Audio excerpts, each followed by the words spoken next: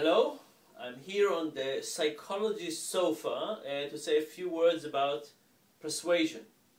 So people have always tried to persuade us in all kinds of things, to do what's good for them and not always what's good for us. And over time, dealing with persuasion have become more and more difficult because the things that are coming at us are more and more challenging. There was a very sad analysis that asked the question, about 100 years ago, what was the percentage of people that died from bad decision making? It was about 10%. Think about all the ways in which you could have killed yourself by mistake 100 years ago. A few years ago, when you do the same analysis, it's almost 45%. How come? Well, it turns out over these 100 years we developed lots of technologies. And many of those technologies are able to kill us. Think about diabetes, obesity, smoking, texting while driving. All of those things, while individually fantastic technologies, even the donut is a great technology in terms of combining sugar and fat. But all of those technologies coming at us and trying to get us what's good for the technology and not for us is not necessarily good. Not necessarily good for our long-term being, and hopefully, not hopefully, but sometimes put us into danger. Think about Facebook.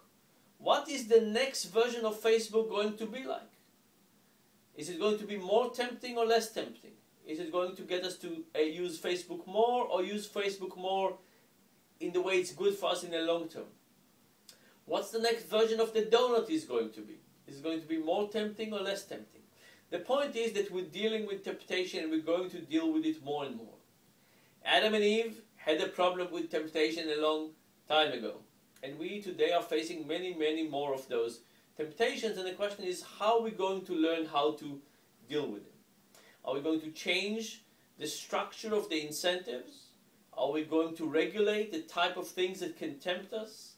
Are we going to sit here on the sofa and just become more zen and be able to deal with temptation?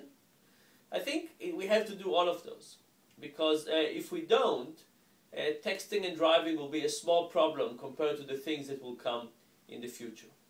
So, as you enjoy the conference and as you think about how we as human beings deal with all the things that come at us, I hope you will develop some better strategies and some tools for how to deal with this in the future.